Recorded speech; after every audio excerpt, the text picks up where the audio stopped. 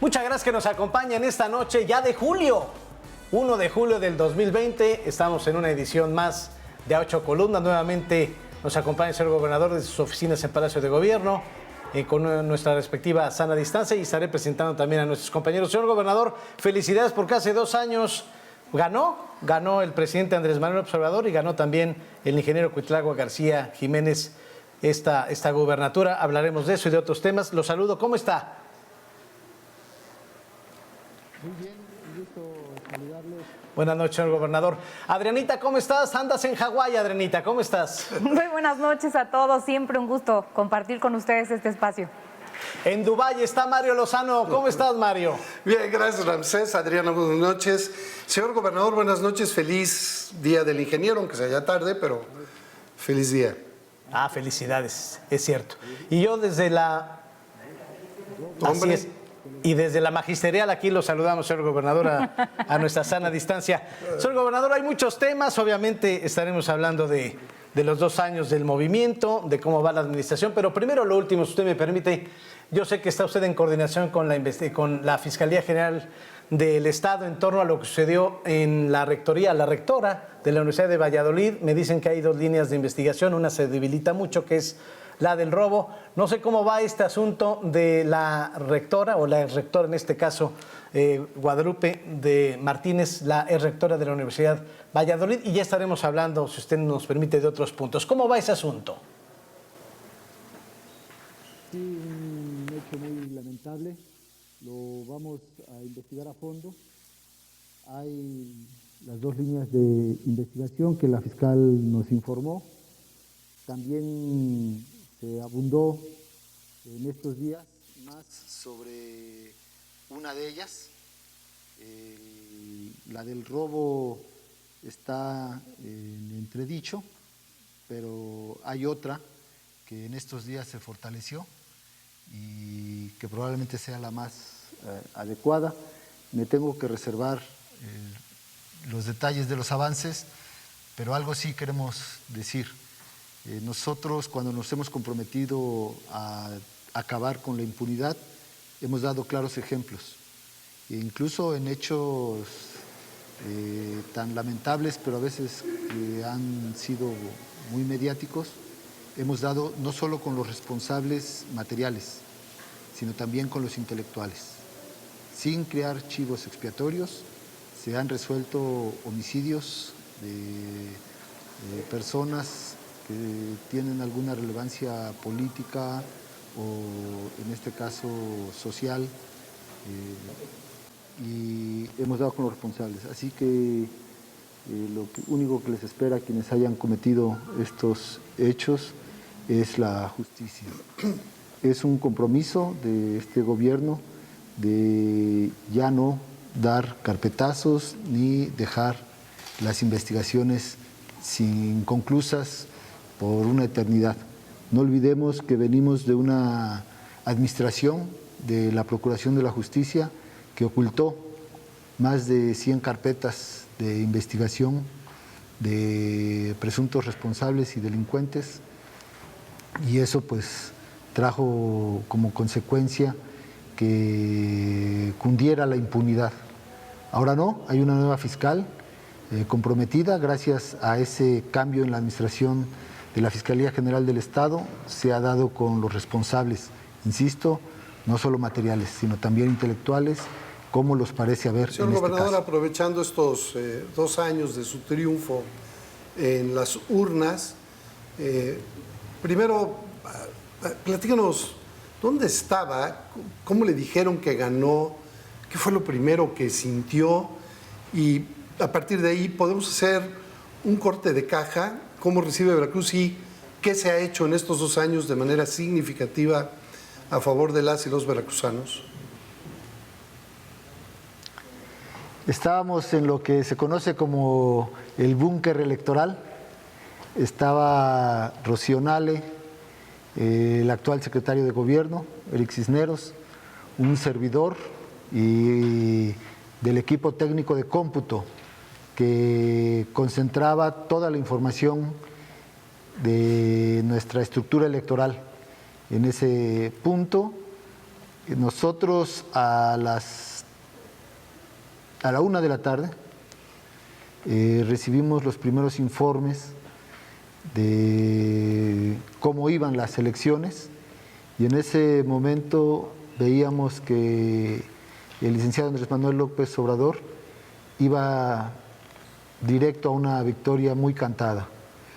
Y en Veracruz también ya se tendían los indicios de que íbamos a triunfar. A la 1 de la tarde fuimos muy responsables, no sacamos ninguna campanas al vuelo, respetando la ley, y a eso de las 5:40, poquito después nos enteramos de que el principal contendiente de un servidor, el hijo del gobernador, del ex gobernador Miguel Ángel Yunes Linares, se iba a declarar triunfador. Entonces en ese momento buscamos información y las encuestas de salida que estaban dándose ya pues de muchos medios que se registraron para llevar a cabo este tipo de metodología y dar a conocer resultados, que las encuestas de salida nos favorecían por entre un 6% y 10% más o menos. Entonces era suficiente para decir con toda seguridad que habíamos ganado. Sin embargo, fui cauto. Yo convoqué a una conferencia de prensa ese día 1 de julio del 2018 a la 1 de la mañana para dar a conocer los datos que nosotros pensábamos ya podrían ser suficientes para declarar algún triunfador.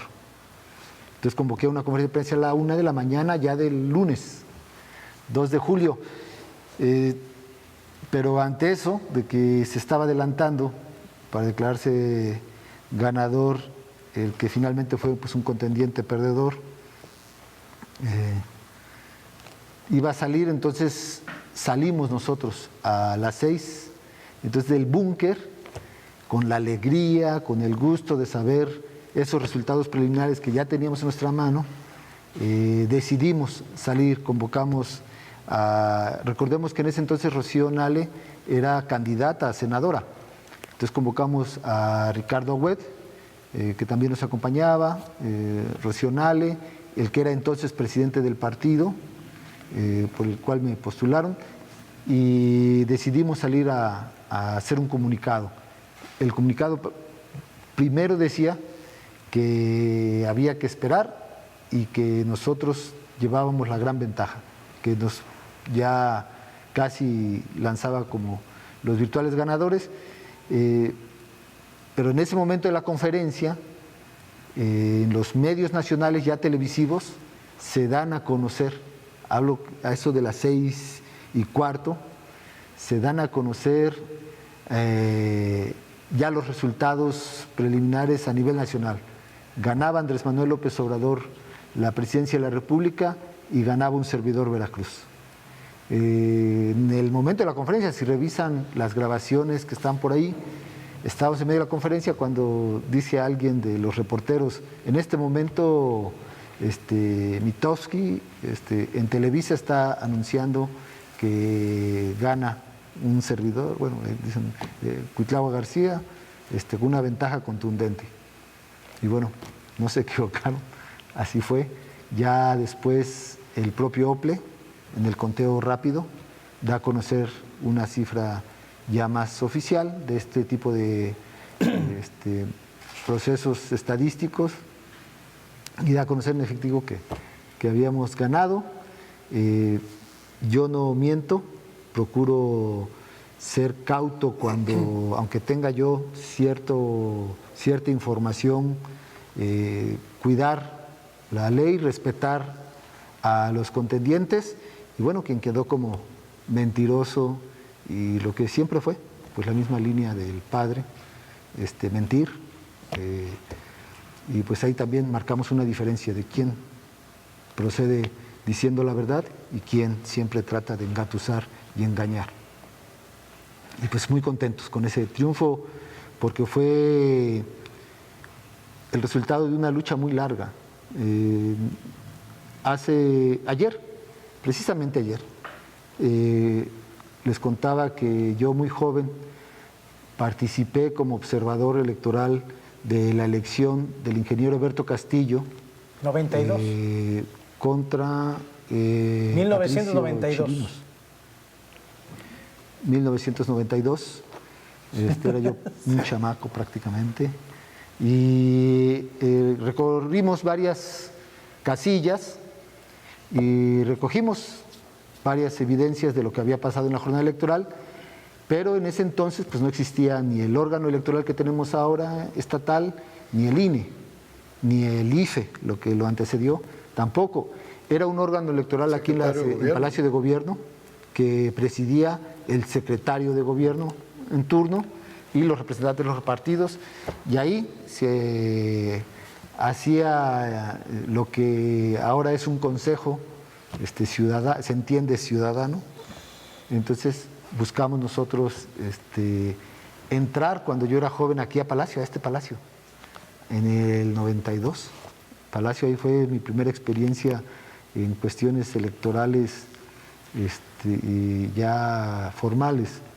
Participé mucho antes en la conformación del partido que fundó el ingeniero Cuauhtémoc Cárdenas.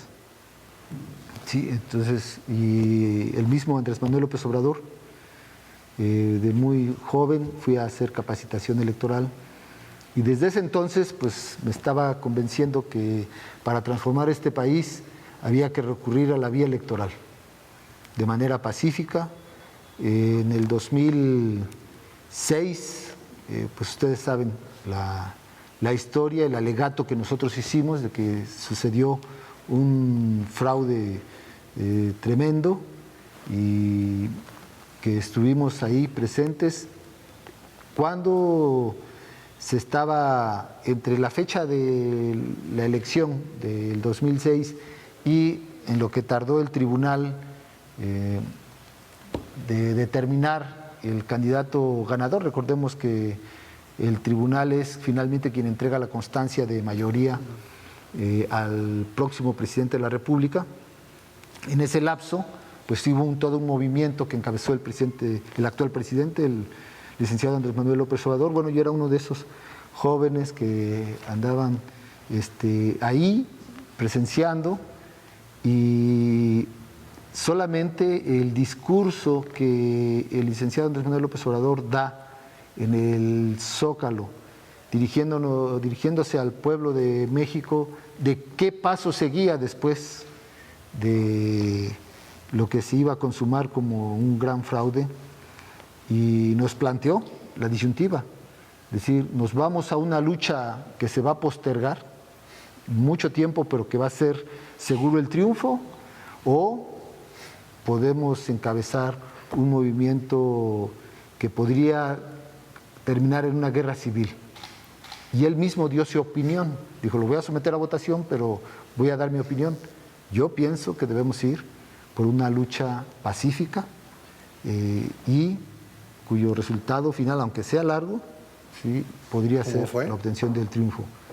Y pues fueron palabras que después de pues, ¿cuánto? Hace 14 años. ¿Usted sí cree en las instituciones ¿De cuándo? No, pero de que Andrés Manuel, desde que Andrés Manuel encabeza 2006. esto, pues no sé, yo estoy hablando de unos más o menos 30 años. 30. Porque recordemos que el presidente de la República actual hace una marcha, una caravana por la democracia. Desde ese entonces podríamos registrar ya una lucha contra un sistema político, un régimen antidemocrático, y concluye en este gran triunfo de esas dimensiones, de esos años de lucha. Pues yo fui ese joven que anduvo viviendo todas esas experiencias, el fraude del 88, la formación del Frente Democrático Nacional previo a ese fraude, la formación de un partido político, olvidemos que el PMS, Eberto, que tenía como candidato a Eberto Castillo, declina, Cuauhtémoc Cárdenas se convierte en candidato, todo eso fue un proceso. Surgieron partidos, fue el PRD, después Morena, participé en la conformación de ese partido y finalmente se logra este triunfo. Esa es la conclusión. Por eso pensamos, y que es una lucha también por la democracia. O sea, no solamente no fue una lucha por... tuvimos que combatir dos cosas. El mecanismo para llegar y el haber llegado para quitar a toda una serie de pues clase política muy corrupta que en todo momento se resistió a esta. ¿Y usted sí cree en las instituciones electorales hoy 2020, señor gobernador?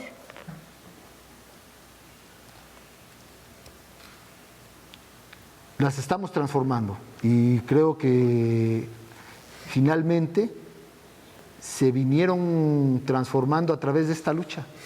No olvidemos que no existía el INE y apareció el INE. Lamentamos que en algunas ocasiones desde este mismo instituto, el que era antes el IFE y ahora INE, pues sí fue muy cuestionado porque se fue coludiendo con este grupo de personas conservadoras que no quieren el cambio, que no quieren la transformación de raíz, y pues hicieron varias determinaciones en ese instituto electoral muy cuestionadas, como el haber avalado el fraude del 2006, por ejemplo, ¿sí? Haber consentido que un presidente de la República favoreciera a un candidato en declaraciones abiertamente y solamente. Recuerden que a Fox se le cuestionó por su intervención en la elección del 2006 y el INE avaló todo eso. Entonces, pues no es que creamos, es que en los hechos ellos mismos se pusieron en cuestionamiento. Te doy uno más. Hoy mismo, este Instituto Nacional Electoral nos está queriendo impedir que se transmitan los informes del presidente por medios electrónicos, o sea, por la Radio Televisión de Veracruz, por ejemplo. Nos quieren multar porque estamos transmitiendo el informe presidencial. Cuando ha habido una lucha de la sociedad por abrir los medios, porque quienes ocupan los cargos ejecutivos informen, sean transparentes, den la cara, si ahora el INE, en lugar de refrendar esa lucha, dice no les informen, los voy a multar si transmiten el informe del presidente, cuando se trata de un informe en el que se está diciendo pues qué se está avanzando, qué se está haciendo, cómo se está actuando ante una pandemia, por ejemplo. O sea, eso es, la sociedad lo tiene que saber. ¿Usted no cree en la independencia de pues los organismos autónomos? Es que de algunos está cuestionada, está cuestionada. No, yo sí creo en que deben ser autónomos, pero hay que hacer un esfuerzo porque esa autonomía no se convierta en una colusión con intereses de un sector muy perverso de la sociedad. Eso es importantísimo. De nada nos sirve un órgano autónomo si va a actuar en contra del pueblo. O sea, ¿qué tipo de órgano autónomo es ese? ¿Alguien lo trae? Podría ser autónomo, pero ahí es donde nosotros cuestionamos, o sea, qué tipo de autonomía, digamos, legitimidad tiene un órgano que actúa así. Se tiene que cambiar, se tiene que modificar, se tiene que revisar. En verdad hay cuestiones absurdas. Al mismo presidente se le han hecho observaciones al presidente de la República actual para limitar su actuación en casos emergentes, por ejemplo. Se le quiso apercibir porque estaba informando de manera diaria por las mañanas, o sea, esto que se conoce como la mañanera, ¿sí? Se le quiso apercibir desde el INE. ¿A qué se refiere con estos grupos en verdad que menciona que usted, que influyen en...? Los conservadores de la derecha que se encuentran muy dolidos de que haya acabado la corrupción, de que llegaron nuevos gobiernos y que no permiten sus grandes negocios como antes, como en estos casos. No olvidemos que cuando había momentos de crisis, los grandes beneficiarios de la crisis eran los grupos de una cúpula empresarial antidemocrática, y yo dudo empresarial, porque aquí en Veracruz tenemos muy buenos empresarios y también en México, ¿sí? Que no son así. Ahí hay una mezcla de entre pseudoempresarios de muy alto nivel que se coluden con personas que han estado en los gobiernos pasados y tratan de usar a los partidos políticos, sobre todo de la derecha, para impedir la transformación Señor a gobernador. esos grupos. Sí, y pues ya los conocemos, o sea, públicamente se dan a conocer porque de manera visceral y sin argumentos atacan al presidente y a la Cuarta Transformación. A esos grupos me refiero. Y precisamente por eso es tan loable lo que hizo el pueblo de México. O sea, a pesar de que esos grupos que tenían un poder político muy grande, tienen un poder económico muy fuerte, a pesar de eso, el pueblo logró revertir esa estructura de organismos autónomos electorales que pervirtieron, que ellos pervirtieron. La idea del INE no es mala, la idea del IFE no es mala, el de tener fiscalías autónomas no es mala, pero la pervirtieron, todo por la corrupción, para ponerla a sus servicios a estos órganos autónomos, así como pusieron a su servicio algunos partidos políticos, lo hicieron con estos órganos autónomos. Por eso el cuestionamiento hacia ellos. ¿Qué estamos haciendo ahora? Tratando de fortalecer esa vía de institucionalidad para que sirva al pueblo. Señor gobernador, esa es la gran diferencia.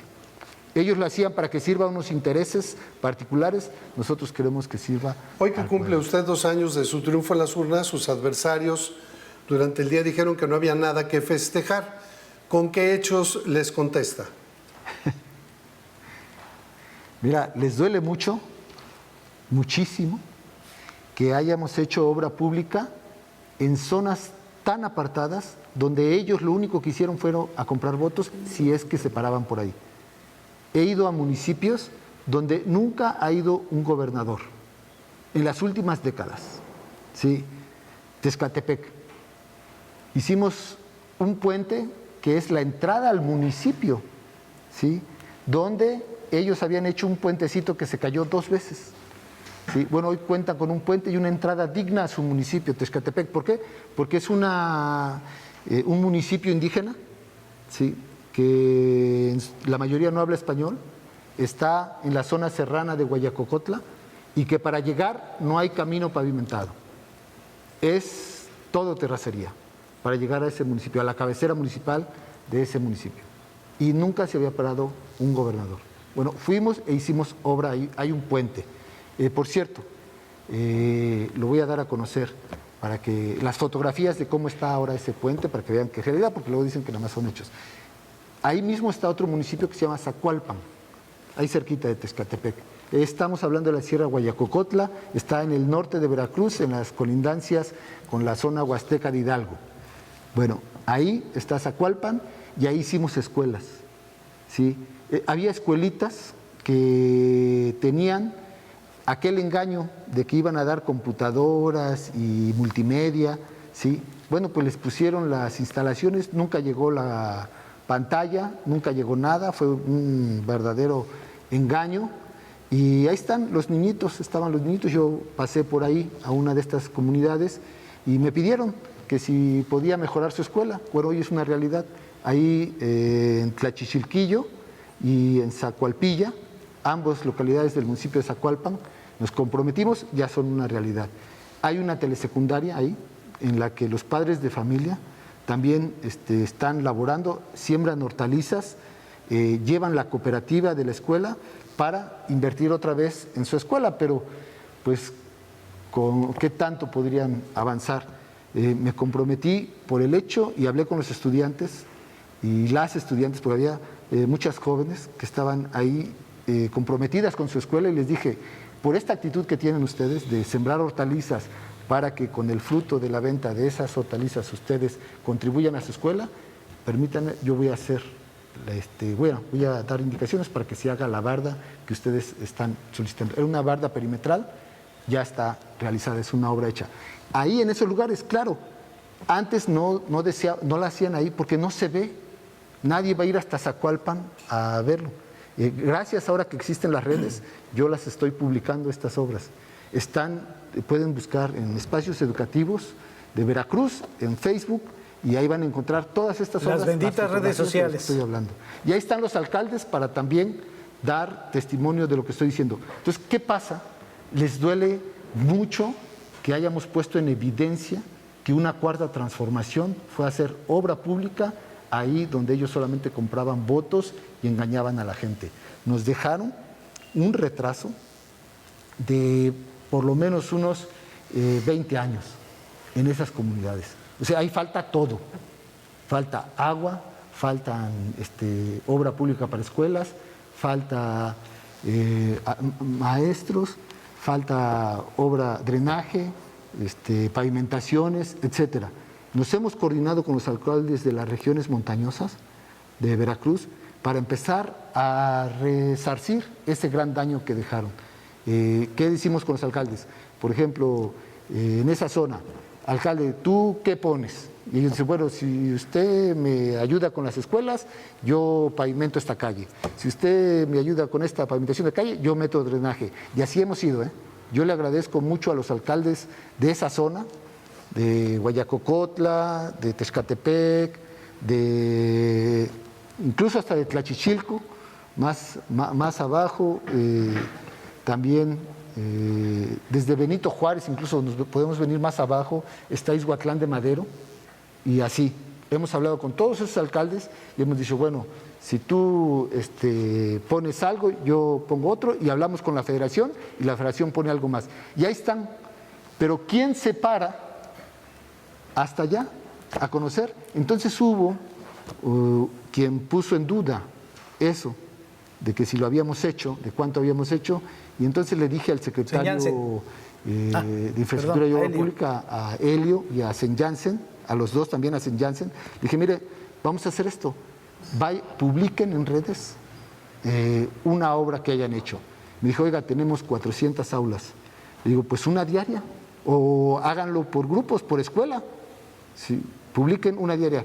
Helio me dijo, dice, no nos dan los días de un año para publicar lo que hemos hecho, o sea, una diaria. Le digo, pues empecemos ahora para que la gente lo haga. Y lo pueden encontrar en Facebook, está publicado esto que hemos hecho, y qué bueno que existen las redes, porque ahora con esos podemos desmentir lo que los pregoneros de los gobiernos neoliberales nos critican, de que no lo hacemos, pero están hechos, y que ellos allá solamente compraban votos y compraban gente. Por eso también este triunfo, pues es un triunfo de esa gente que, estando tan necesitada, esta vez, a pesar de que fueron y le ofrecieron una despensa y le ofrecieron unas cajitas con despensa, dijo, no, basta de esta corrupción, nosotros vamos a apostarle a la cuarta transformación, y ahí están los hechos. Estamos transformando como nunca,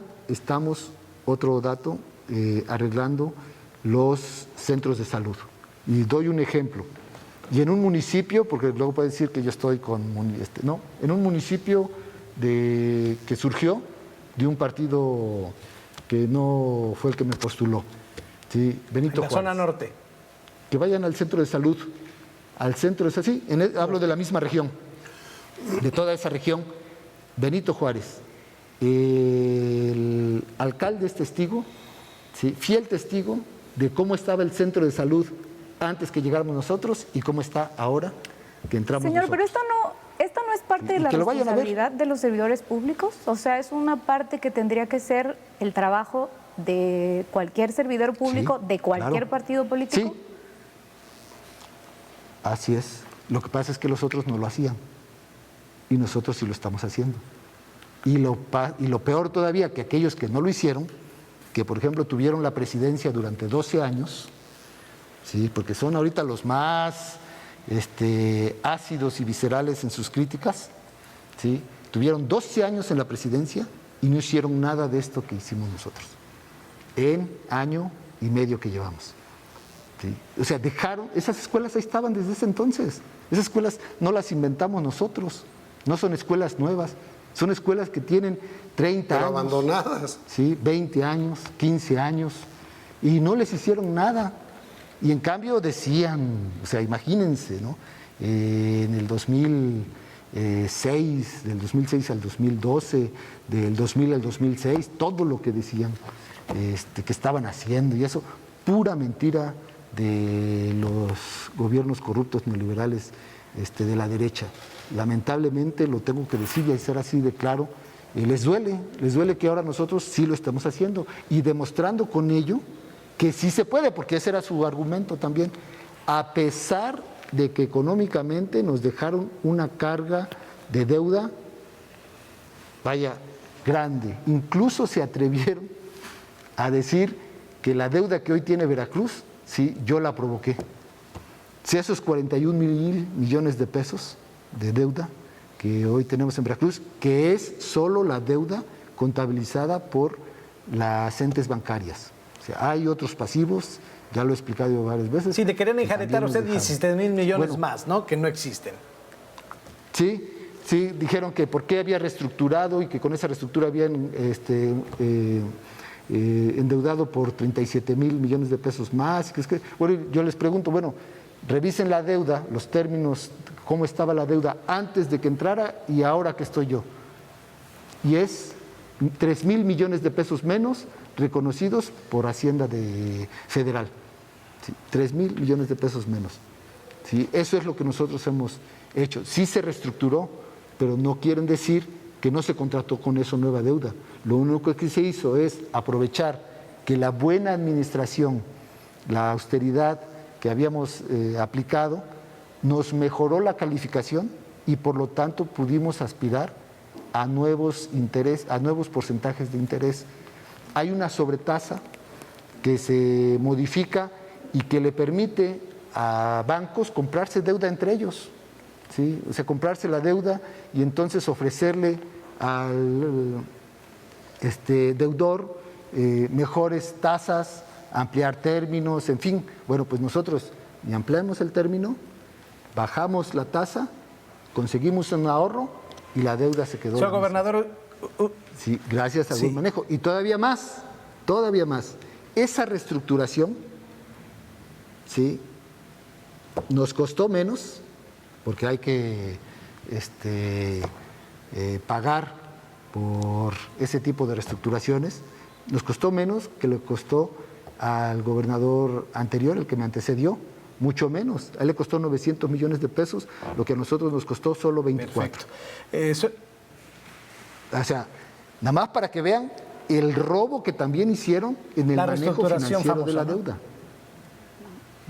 Sí, pero el costo O sea, de la reestructuración hizo fue de 900 Miguel Ángel Yunes Linares y la hizo un servidor. Y se puede ver cuánto le costó a él y cuánto nos costó a nosotros. Sí, entonces, para que se vea. Y ya sabemos todos pues, que esa deuda no viene de nosotros. Tiene una historia muy Señor grande gobernador, hacia yo atrás. quisiera plantearle 2 puntos porque hay algo que ocupa y preocupa, usted lo sabe. Estamos viendo días críticos Sí. con lo del coronavirus, con la pandemia. Hay en algunas zonas que hay semáforo naranja, pero Jalapa, Veracruz, Poza Rica, Perote, cuna del heroico colegio militar, estamos en color rojo. Me gustaría saber, ¿ya está en condiciones el velódromo para recibir pacientes de COVID y cómo está manejando todo este asunto, señor gobernador? Sí, mira, lo que pasó es que nosotros hicimos una inversión para poner a disposición de la Secretaría de Salud áreas médicas extendidas, o sea, que no estaban en hospital, que no son hospitales, esas áreas, adecuarlas para que pudieran atender pacientes con coronavirus en caso de que pues, se saliera de control esto, como pasó en países que nos antecedieron en esto. Lamentablemente pues podemos ver las curvas de otros países que pues quizá los sorprendió. Recuerden que pues es una enfermedad nueva, no hay vacuna, y que rápidamente los científicos empezaron a indagar de qué se trataba, claro, cómo se expandía, cuál era el mecanismo. Y hay doctores de contagio, infectados etcétera. aquí en Veracruz. Bueno, tuvimos la fortuna de que nosotros entramos muy después, o sea, nosotros como país entramos muy después y se generó información muy importante con lo anterior, y esto nos previno. Lo que un servidor hizo fue pintar el peor escenario, prepararnos para el peor escenario, de tal manera que si no llegábamos a él, ya íbamos de gane. Bueno, los centros de atención médica expandida fueron diseñados para eso. Como aquí en Veracruz se aplanó mucho la curva y por lo tanto el tiempo se extendió, o sea, lo que se pronosticaba podría haber sido un surgimiento más lento el contagio, muy grande, un mes o 2 meses, aquí se extendió 2 meses y nunca alcanzamos ese momento crítico. Y preguntándole al comité técnico, se dijo que ya no se iba a alcanzar ese momento crítico, que iba a estar o sea, tendría que suceder algo muy excepcional para que se alcanzara ese momento crítico, y entonces nos vamos a quedar con esa inversión ahí en los centros médicos. Entonces la Dirección de Atención Médica propuso al Comité Técnico de Salud aquí en Veracruz que se usara, ya que estaban ahí las camas, ya que estaban ahí las instalaciones de oxígeno, los protocolos ya instalados con simulacros, contratados los servicios. Recuerden que un centro así hospitalario, pues como sea, requiere pues servicios hospitalarios, lavandería, alimentación, limpieza, etcétera, todos esos servicios, y el personal médico también. Entonces dijo, ¿por qué no lo usamos para que los hospitales atiendan casos muy, muy graves y que la atención de esos casos muy, muy graves sea mejor? Obviamente en un hospital donde tienes menos pacientes, pues ofreces mayor calidad de atención.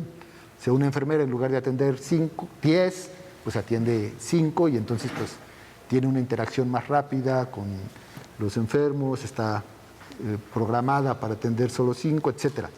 Entonces se habló en el comité cómo podría ser, y se dijo que se utilizaran 30 camas de cada CAME, 30 del velódromo y 30, aunque ahí son para más de 100, y en Veracruz el centro de Raquetas es para 60 por lo menos.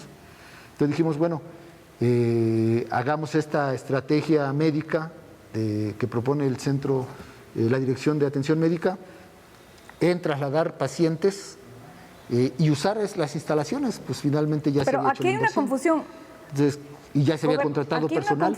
Entonces, ¿qué vamos a lograr? Esta confusión de dígame. a quiénes van a atender en estos centros, o sea, los pacientes que estén muy graves de coronavirus o a pacientes que tengan otros padecimientos que ya no puedan recibir en los hospitales por precaución. A los moderados, no. Leves y moderados. Son solamente centros de atención para coronavirus. ¿Qué pacientes? Los que lleguen a los hospitales y que los médicos de los hospitales hagan un diagnóstico y que el tratamiento que allá en esos centros se puede realizar, lo puedan obtener allá. Todos tienen que ir a sus hospitales. Ahí van a ser evaluados los que están en condiciones graves, semigraves, para atención, que requieren hospitalización. Es decir, solo leves y moderados. Hospitalización. Sí. Entonces, ¿qué va a pasar? Que todos los que tengan estos síntomas que requieren hospitalización, pero no llegan a un punto grave, recuerden que los graves requieren ventilación y ser entubados. O tienen una enfermedad crónica que pudiera empeorar su caso rápidamente.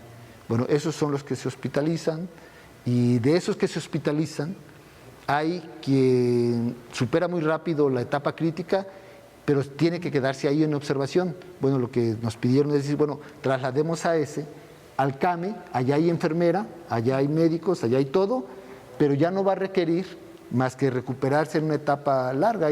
Hay quien llega a estar 20 días hospitalizado, ¿sí? Entonces, bueno, decir, bueno, superó la etapa crítica, 15 días allá.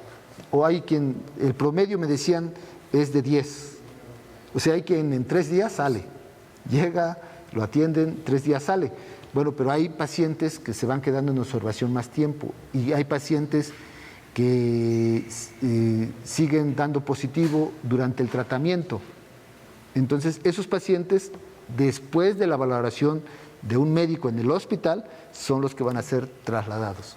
Ya queda a un criterio médico estricto de quién se traslada o no. Por eso, decirle a la población que lo que hay que hacer es lo que está planeado normalmente es, te sientes mal, tienes los síntomas, habla al teléfono 800-01-23456, te van a dar unas indicaciones y ahí te van a decir si vas al hospital o si sientes que los síntomas son más fuertes, ve directamente al hospital. En el hospital te van a indicar, ¿sí? Te van a valorar y ahí te van a indicar qué paso sigue. Pero en los hospitales, los únicos que determinan la entrada a los CAME son los médicos en los hospitales, son los que canalizan a esos pacientes. Señor gobernador, ¿qué reporte tiene? Parece ser que ya hay médicos contagiados, ya hubo un deceso de un doctor, hay camelleros, hay contagios del sistema médico o de la plantilla médica. ¿Y está apoyando a los médicos cubanos en Veracruz?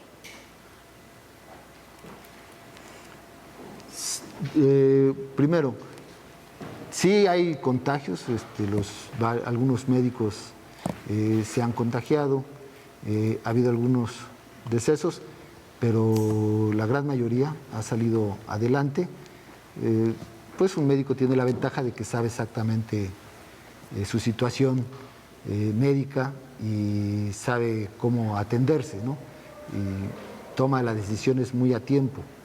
Se ha tenido, los que han fallecido, pues complicaciones por alguna otra situación y pues son parte de la población que se contagia, ellos primera línea asumen más riesgo y yo por eso quiero decirle a la población de Veracruz que debemos apreciar mucho a la labor que hacen los doctores y las doctoras, las enfermeras en estos momentos. O sea, es una cuestión excepcional, es un problema médico donde no existe vacuna y que por lo tanto hay pues, el riesgo de perder la vida. Y pues un médico que entra a un hospital donde se trata COVID y en la ruta donde están los pacientes COVID, pues son los médicos que toman este riesgo. Recuerden que esta carrera de ser médico, enfermera, doctora,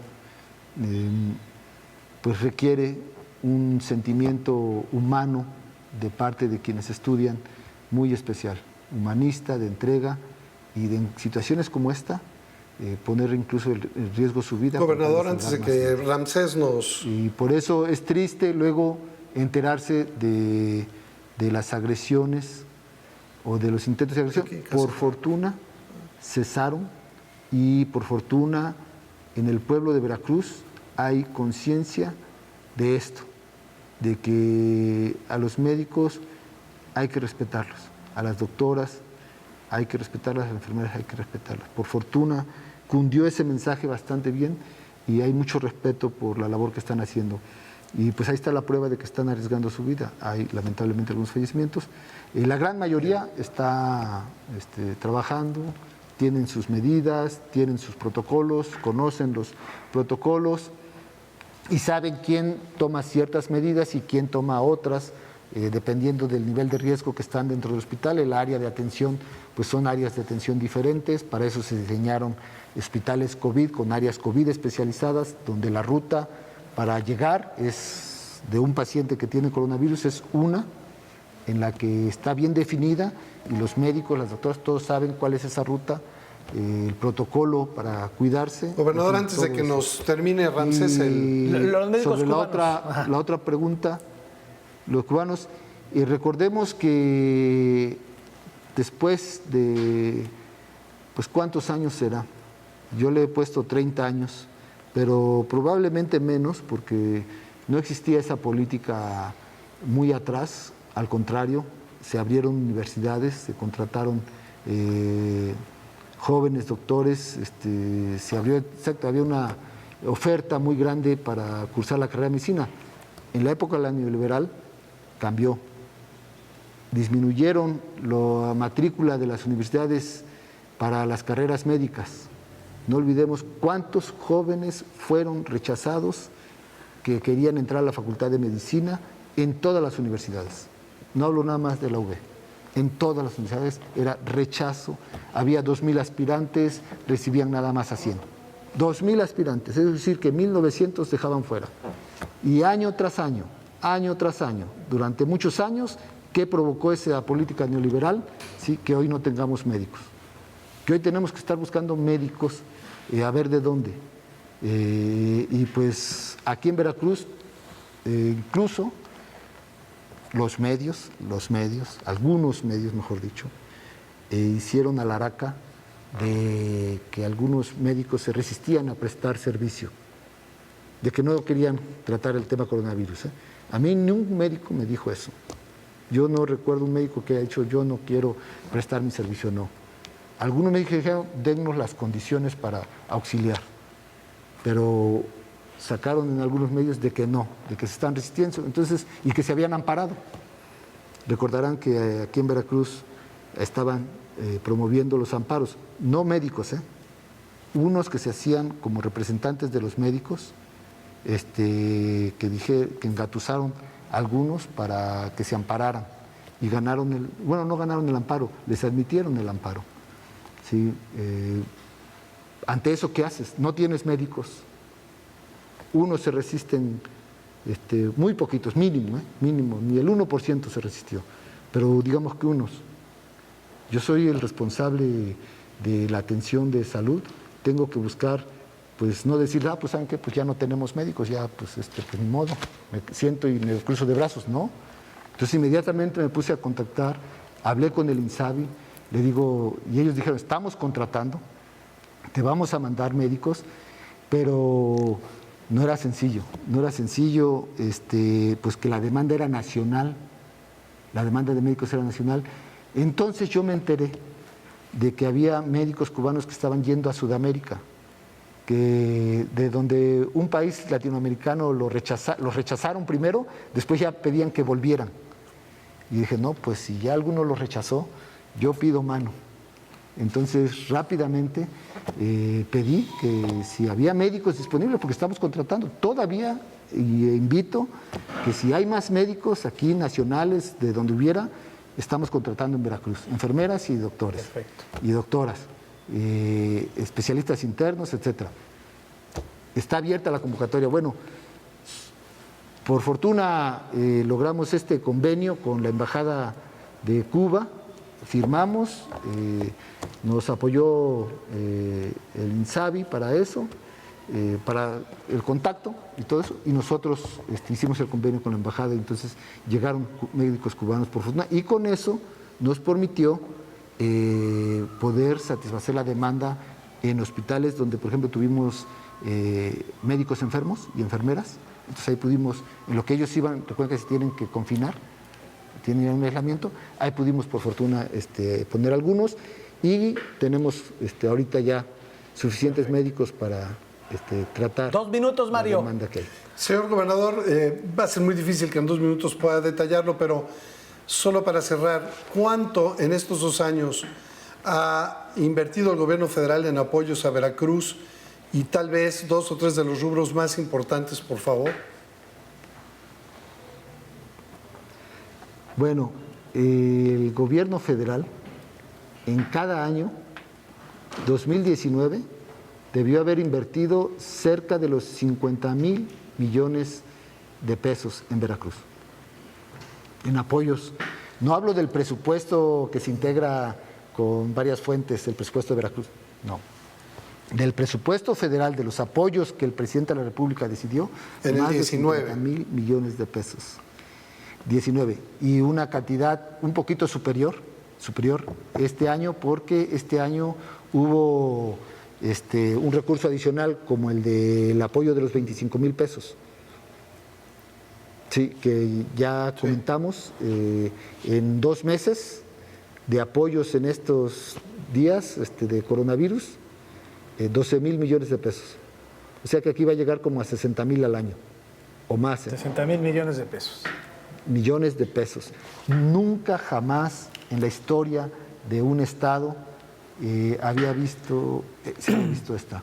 Y eso es lo que, a pesar de la crisis, Perfecto. que sí se siente, que está difícil, sí se ha logrado contener porque se ha apoyado a la Perfecto. gente de abajo. Ahí está ese dinero. Sí, claro.